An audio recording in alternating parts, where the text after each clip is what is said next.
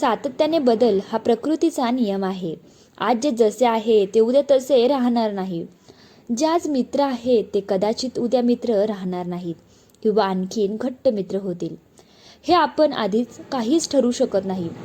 ज्यांच्याबद्दल प्रेम वाटतं कदाचित त्यांच्याबद्दल उद्या घृणा निर्माण होईल, आणि त्यांच्याबद्दल आज घृणा वाटते कदाचित त्यांच्याबद्दल उद्या प्रेम निर्माण होईल.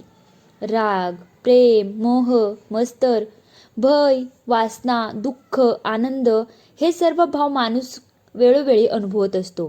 जेव्हा वेळ येते तेव्हा या सर्व गोष्टी आपल्याला अनुभवायला मिळतात, आणि या भावनिक बदलांचा परिणाम त्यांच्या नात्यावर आणि सामाजिक अस्तित्वावर होत असतो.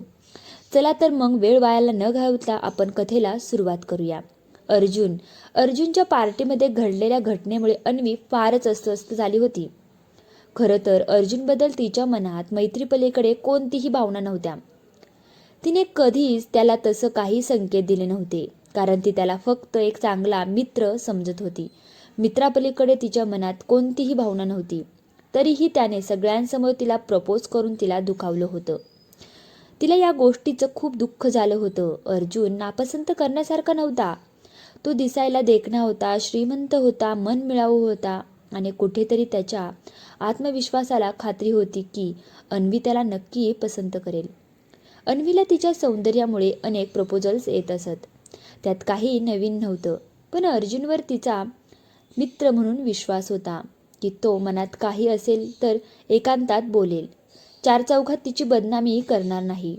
पार्टीनंतरचा सोमवार, कॉलेजचा पहिला दिवस. क्लास संपला, पण अन्वी क्लासमध्येच बसून होती. इतर सर्वजण कॅन्टीनला गेले होते. निधी आणि सिया सोडून कोणालाही तिच्या तिथे थांबण्याचे कारण विचारायची गरज वाटत नाही. अगं, किती वेळ असं स्वतःला लपवणार आहेस? जे झालं त्यात तुझा काय दोष? चल कॅन्टीनला जाऊ. सिया तिची समजूत काढत होती.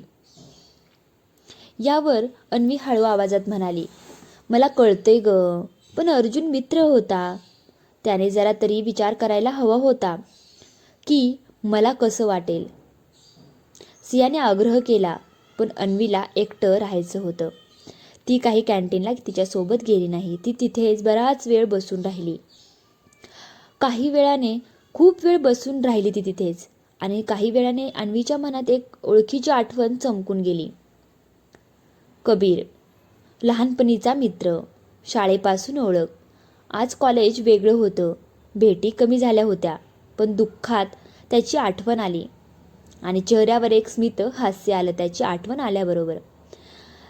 तिने त्याला लगेच कॉल केला आणि कॉलेजबाहेरच्या टपरीवर भेटायला बोलवलं. अरे, किती दिवसांनी? मीरा नाही आली आज? कबीर हसत म्हणाला. आज मला फक्त तुला भेटायचं होतं. अन्वी थोडी भावूक झाली. कबीरने तिला चहा दिला. त्या दोघांमध्ये खूप वेळ गप्पा चालू झाल्या. अन्वीने खूप वेळानंतर त्याला शेवटी पार्टीत घडलेला सगळा प्रकार अन्वीने त्याला सांगितला. कबीरने सर्व शांतपणे ऐकून घेतलं. शांतपणे ऐकून घेतल्यानंतर त्याला सर्व काही समजलं. कबीर शांतपणे तिला म्हणाला, त्याने चूक केले मान्य, पण भावनेच्या भरात माणूस चुकतो. एकदा तरी त्याची बाजू ऐक, असं कबीर तिला म्हणाला. अन्वीचे मन हलकं झालं.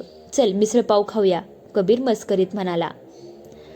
अन्वी हसली, कारण तिचा राग सर्व शांत झाला होता, आणि पहिल्यांदाच तिला वाटलं बदल हवाच होता. इकडे अर्जुन अपराधीपणाने ग्रासलेला होता. त्याला असं वाटत होतं की मी खूप मोठी चूक केली आहे. त्याला त्या गोष्टीचा पश्चाताप झाल्यासारखंही वाटत होतं. तो त्याच्यामुळे कॉलेजला सुद्धा गेला नव्हता. दुसऱ्या दिवशी त्याने धीर करून अन्वीची एकांतात माफी मागितली. यावर अन्वी शांतपणे म्हणाली, अर्जुन, माझ्या मनात तुझ्याबद्दल फक्त मैत्री आहे. तू चांगला आहेस, पण मला प्रेमाच्या गुंत्यात अडकायचं नाही, असं अन्वी अर्जुनला म्हणाली. ही दोन वाक्ये विरोधाभास होती, आणि अर्जुनच्या मनात एक आशेची ठिणगी पेटली. या दरम्यान मीरा आणि अरव यांची मैत्री हळूहळू गडद होत होती. मीरा ही प्रेमात होती, पण आरव स्पष्ट काही बोलत नव्हता. सिया तिला सतत थांबायला सांगत होती. अपेक्षा केल्याशिवाय नातं जगायला शिक. सियाचे शब्द मीराच्या मनात घर करत होते. एक दिवस मीराने आरवचा फोन हा कट केला आणि पहिल्यांदा स्वतःशी संवाद साधायला बसली. खूप वेळ ती स्वतःशी संवाद करत होती आणि त्यात तिला काही प्रश्नांची उत्तरेही भेटली. या दरम्यान अनेक महिने गेले. नाती बदलली. मैत्रीचे ग्रुप फुटले. अन्वी, मीरा आणि सिया 3 वेगळ्या वाटांवर उभ्या राहिल्या. त्यामुळे ईर्ष्या, गैरसमज, प्रेम, अहंकार सगळं हळूहळू उघड होत गेलं. अर्जुन दूर गेला आणि तेव्हाच अन्वीला त्याची उणीव जाणवू लागली. हे असंच असतं ना, जेव्हा प्रेम लांब जातं तेव्हा त्याची आपल्याला उणीव भासते. कॉलेजमध्ये 2 गँग तयार झाल्या. नात्यांत दरी वाढत गेली. कारण बदल हा अटळ असतो, पण बदल समजून न घेता भावनांवर जगलो तर नाती तुटतात. बदल हा अटळ असतो, पण बदल समजून न घेता भावनांवर जगलो तर नाती तुटतात. पण तीच जर नाती समजूतदारपणाने जगलो तर कदाचित नवीन सुरुवात होते. पण तीच जर नाती समजूतदारपणाने जगलो तर कदाचित नवीन सुरुवात होते. मी आशा करते ही स्टोरी तुम्हाला आवडली असेल तर नक्की व्हिडिओला लाईक करा, शेअर करा आणि चॅनलवर नवीन असाल, चॅनलला सबस्क्राईब केलं नसेल तर नक्की